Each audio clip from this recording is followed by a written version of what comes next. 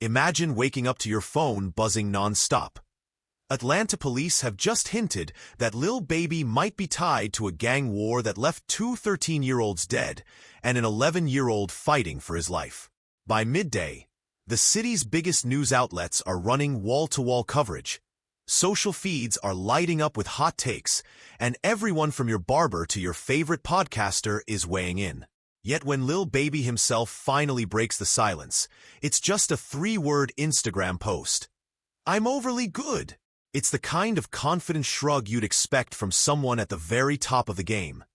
But behind that casual dismissal, the stakes are about to get life-changing. It all began in May 2024, when Lil Baby chose a block in Atlanta's West End for a major music video shoot. The crew cordoned off the street, brought in lights, cameras, and a small army of dancers and extras. For an artist who's made his name celebrating the triumphs and trials of street life, shooting on location in the neighborhood that raised him felt authentic. Until it didn't. That very night, gunfire erupted.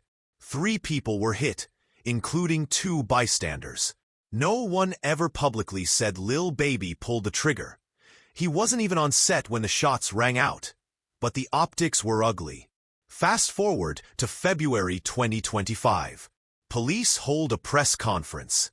They outline a chain of events. Video shoot in May, a triple shooting at that location, and then, in July, 2 young teens killed in what they call retaliatory strikes. They don't name names, but they drop enough hints that everyone connects the dots to Dominique Jones, aka Lil Baby. A homicide commander warns that gang investigators are closing in on those responsible. That evening, Lil Baby posts his now famous line. "Thanks for all the concerns. Please don't be misinformed by fake news. I'm overly good." No video, no long speech, just a reminder that he's untouchable. Or so he thought. His legal team immediately fired back. They called the notion that a music video could spark gang violence complete and total nonsense. They pointed out that location scouting is a production decision, not something an artist personally controls. They reminded everyone of his community work, cleanups, scholarships, mentoring kids in the very neighborhoods under scrutiny. At first, the narrative shifted.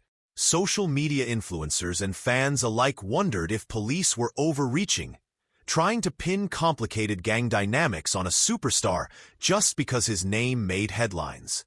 But then came April 1st, 2025, and everything changed.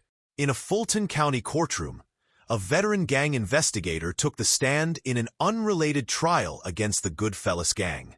She presented wiretap recordings that, she said, captured 2 men discussing tickets on people's heads, slang for bounties, and claimed those tickets were placed by Lil Baby himself. One voice, identified only as UNK, tells a known associate that Dominique Jones had tickets on a lot of people's heads. That moment was a game changer. Suddenly, it wasn't about a video shoot. It was about alleged murder-for-hire plots. Lil Baby's camp went silent. No more Instagram posts. No statements. Rumors flew that federal agents had called him in for questioning. Fans flooded comment sections with questions. Did they cuff him? Is he under investigation by the feds? Even without an arrest, the idea of a federal probe sent shockwaves through the hip-hop community. To understand how serious this is, you need to grasp the hearsay issue. Those wiretaps didn't catch Lil Baby himself ordering hits. They recorded other people talking about what they believed he'd done. In court, hearsay can be thrown out as unreliable if it's just third-party gossip. Lil Baby's attorneys will fight tooth and nail to suppress those tapes, arguing that they're nothing more than rumor and innuendo. Then there's the man on the other end of those calls, Keontae Sanders. Reports suggest Sanders once tried to extort Lil Baby for $5 million, threatening to spill damaging stories if he didn't get paid. If Sanders had a motive to smear him, that becomes a central pillar of the defense. Picture this. A courtroom scene where Sanders admits under oath that he was trying to shake down Lil Baby, then later told investigators whatever they needed to hear to cut a deal. That's exactly the kind of plot twist a defense lawyer lives for. Another key strategy will be undercutting the credibility of the gang investigator who testified. She was a star witness in the Young Thug racketeering trial last year, one of the longest, most expensive trials in Georgia history. Judges and defense teams repeatedly challenged her interpretations of gang slang, her assertions about organizational hierarchies, even her understanding of what constituted a criminal enterprise. If she stumbled once under cross-examination in that high-profile case, Lil Baby's lawyers will use every transcript to show she's prone to exaggeration. Meanwhile, Lil Baby has quietly reshaped his business empire.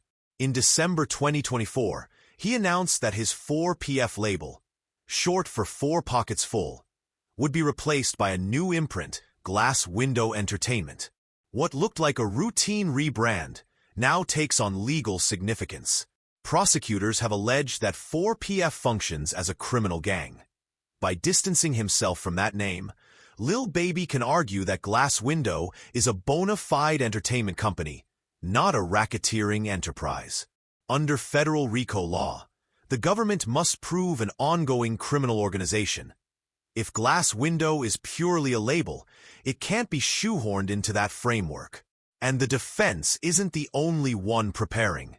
The Georgia Public Defender's Council, which handles indigent gang cases, has reportedly been mobilizing resources for an expected RICO indictment against both 4PF and its rival OMF, Only My Family. That kind of advance notice is almost unheard of. Usually, indictments come first and defense teams scramble. Here, defenders are getting ready before charges even drop, suggesting prosecutors have signaled their intent to pursue a major racketeering case. If those charges arrive, the consequences could be catastrophic. RICO carries mandatory minimum sentences that dwarf typical state charges, and defendants often face pretrial detention if violent offenses are involved. For Lil Baby, a global superstar with chart-topping albums, sold-out tours, and lucrative brand partnerships, that could mean being locked up, unable to record or perform, his career put on indefinite pause. But let's not forget the human tragedy at the heart of this. 2 13-year-olds, Lamont Freeman and Jackie Davis, were killed in July 2024. An 11-year-old survived, but was left with life-altering injuries. These aren't just bullet points in a rap song. They're real kids with families who lost everything. Any defense must acknowledge their suffering. If Lil Baby's team appears callous, the public relations fallout could be as damaging as a courtroom defeat. So what might Lil Baby's legal playbook look like? First, file motions to suppress the wiretaps on hearsay grounds. If the recordings only capture third-party gossip, they should be thrown out. Second, launch a full-scale attack on the investigator's credibility, using transcripts from the YSL trial to highlight her inconsistencies. Third, argue that Glass Window Entertainment is a legitimate record label, not a criminal enterprise, undercutting the RICO theory. Fourth, bring in character witnesses, community leaders, non-profit partners, even public officials, to testify to Lil Baby's positive impact in Atlanta. And finally, wage a fierce bail fight, aiming to keep him out of jail pending trial so he can continue working on his defense and his music. Every step will play out under the glare of social media. Fans will debate every rumor. Did he really get cuffed by the feds? And every snippet from court filings. Sponsors will watch nervously, weighing the risk of association. Some may pause or withdraw deals. Others may insert clauses to protect themselves if charges stick. Yet this crisis also highlights the adaptability that's defined Lil Baby's career. From mixtape phenom to mainstream icon, he's shown an uncanny ability to pivot, musically, visually, and in business. His shift from street-centric tracks to introspective anthems, his investments in Atlanta real estate, and his philanthropic initiatives, community cleanups, youth scholarships, Paint a picture of an artist determined to transcend the trap of rapper with gang ties. But right now, all that hangs in the balance.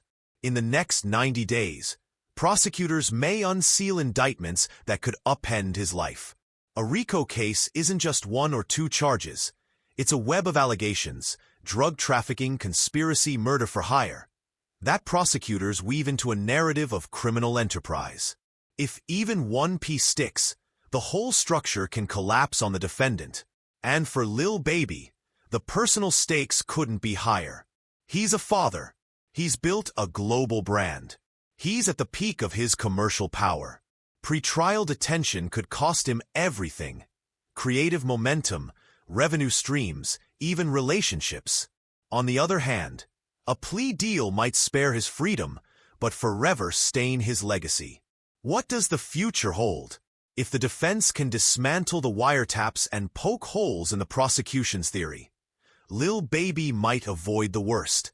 If the case goes to trial, he'll need to convince a jury that rumors and slang don't equate to guilt. But if indictments drop and bail is set at 7 figures, he could find himself behind bars before he even has a chance to tell his side of the story. For fans, this is more than celebrity drama. It's a reminder of how street life and legal liability intersect in hip-hop. One moment, you're shooting a video to celebrate your roots. The next, you're in the crosshairs of a federal probe. It shows the power of wiretaps, the nuance of hearsay, the reach of RICO statutes, and the razor-thin line between art and reality.